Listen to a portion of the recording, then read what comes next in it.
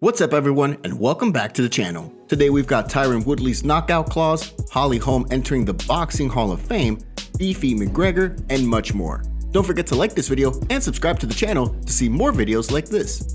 Now let's get into it. Jake Paul explains why there's a $500,000 incentive in the contract for Tyron Woodley to knock Jake out. Jake Paul wants to dispel the rumors once and for all that he's stacking his fights and adding clauses to make sure he doesn't get knocked out or just flat out wins his fights. How's he doing this? He says he's adding a clause in Tyron Woodley's contract that says he would get $500,000 if he's able to knock out Jake in their upcoming fight. Don't forget, Woodley is signed on for the rematch on December 18 against Jake Paul after Tommy Fury, the brother of heavyweight champion Tyson Fury, dropped out of the fight due to a rib injury sustained during training. This is what Jake told Ariel Helwani on the MMA Hour this week. There's rumors going around, that everyone sort of has come to believe that like my fights are rigged or that I don't have or I don't allow my opponents to knock me out in the contracts. And it's just not true. It's completely bullshit. I just want to nip the rumors in the butt and give my opponent contractually, I'm giving Tyron an extra $500,000 if he can knock me out. So it just nips the rumors in the butt. It's true. Many people have been questioning whether Jake has agreements with his boxing opponents that they don't knock him out. These rumors ran rampant after his first encounter with Tyron Woodley earlier this year, in which the former UFC champion had hurt Jake during a certain moment in the fight, only for him not to apparently pull the trigger. And given the fact that Paul comes from the world of coordinated YouTube videos, it's not like these rumors didn't have any fuel. Still, what do you think about Jake Paul adding a knockout incentive to Tyron Woodley's contract? And who do you think will win this fight on December 18? Beefy Conor McGregor, now 190 pounds. While he's still recovering from a broken leg, Conor McGregor hasn't really stopped training. New photos have emerged this week showing the Irishman at a beefy 190 pounds. This has led many on social media to speculate that he's actually coming to enter the UFC's middleweight division. On Twitter, McGregor posted photos of himself with a caption that read, 190 pounds of granite. There's no exact timetable for McGregor's return as he's still nursing the injury that he suffered during his trilogy fight against Dustin Poirier this past summer, a bout in which he lost. McGregor has stated that he hopes to get back to full training in April, with a possible return soon after, although this is still speculation. What do you make of McGregor's new hulky physique? Real quick, take a second to hit that like button and subscribe to the channel to keep up to date with the latest fight news. Charles Oliveira is most likely to come out on top against Dustin Poirier, according to Dan Hardy. This weekend's UFC 269 main event for the UFC lightweight title will no doubt be a close affair, as both Charles Oliveira and Dustin Poirier are in peak physical form and have shown time and again that they are indeed the top dogs in the lightweight division. For former fighter Dan Hardy, picking a winner is difficult, but he ultimately gives the edge to the Brazilian, though Bronx's dominant grappling skills and dangerous striking, showcased by his knockout win over Michael Chandler earlier this year, shows his diversified skill set, and this, Hardy says, is what will determine the winner. Case in point, this is what he had to say to the boys of Submission Radio this week about the upcoming lightweight title fight. When my breakdown show went up, there were a few comments about, people were saying, oh, finally someone that's not underestimating Charles Oliveira. I find him very difficult to underestimate, if I'm honest. Anybody that pays attention when he's fighting knows how lethal he is. Still, Hardy does recognize that Poirier's grit, experience, and battle-tested will is nothing to sneeze at. I think skills-wise, Oliveira is a better martial artist all round.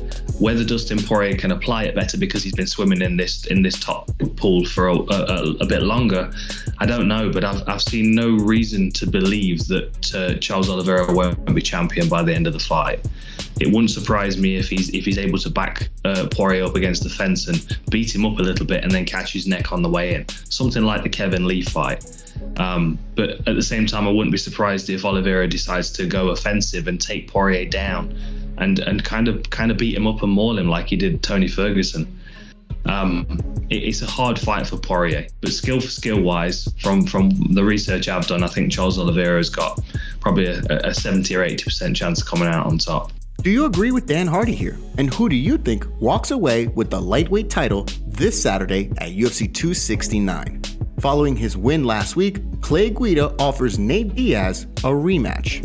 Clay Guida is a highly experienced veteran of MMA and has been with the UFC since 2006, when the UFC brought him over following their purchase of the WEC. He has 58 fights to his name, and his latest fight, a submission win over a very game Leonardo Santos last week, was his second win this year out of 3 total fights in 2021. At the age of 40, you'd think he'd be trying to slow down, but it's quite the opposite, as Guida is looking to not only stay active, but also mentioned that he's up for a rematch against Nate Diaz. Case in point, during the post-fight press conference this week, this is what he had to say. Hey, we just want to stay on the gas pedal, stay active, and there's still one dude out there with our name on him.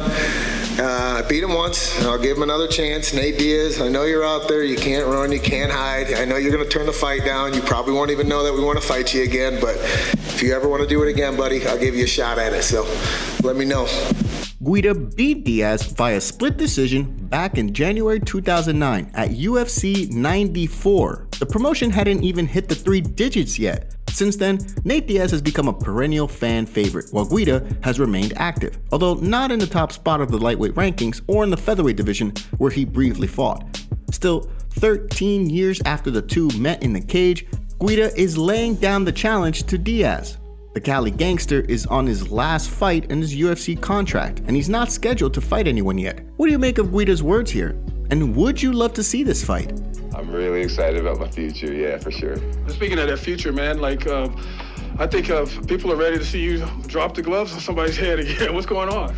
So as far as fighting, I feel like I'm in tremendous shape, and I'm looking to fight somewhere in April, possibly Madison Square Garden, or total opposite date, possibly July, International Fight Week. So those are the 2 dates that I am kind of eyeing. I think it'll depend on who wins in January between Francis Ngannou and Cyril Gane, and we'll just take it from there. Holly Holm enters the Boxing Hall of Fame class of 2022. Alongside the likes of legendary boxers Miguel Cotto and Roy Jones Jr., former UFC bantamweight champion Holly Holm is being named to the International Boxing Hall of Fame class of 2022. The announcement was made on Tuesday, with the induction ceremony set to take place in one weekend, in which they will honor the classes of 2020, 2021, and 2022 from June 9th to the 12th. Holm had a successful kickboxing and boxing career prior to her transition to MMA. She began boxing in 2002 and fought 38 times professionally, and retired from the ring with 33 wins, 2 losses, and 3 no contests, with 9 knockouts to her name. In that time, she won 14 world titles from junior welterweight to junior middleweight divisions.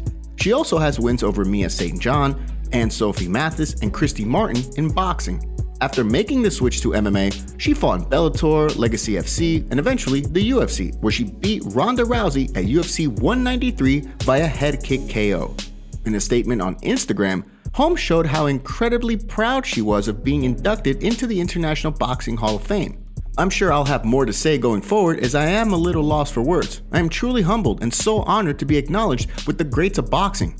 I couldn't chase my dreams without such a strong support system from my coaches, family, friends, management, teammates, and fans. I am forever grateful and also even more motivated to achieve so much more in my life. I love combat sports, as it will always be a part of who I am. It's in my blood and I love it. From the bottom of my heart, thank you. Holm will also be one of 2 fighters who have entered the cage to be inducted into this prestigious Hall of Fame, as James Toney, a legendary boxer, will also be honored. Toney fought former champion Randy Couture in 2019 in the cage, but lost via submission in the first round at UFC 118. Still, what do you think about Holmes' incredible achievement? Today's video was jam-packed with some juicy stories from the fight world. What are your thoughts about what's going on in MMA? Don't forget to smash the like button and subscribe to the channel to see more videos just like this. See you next time.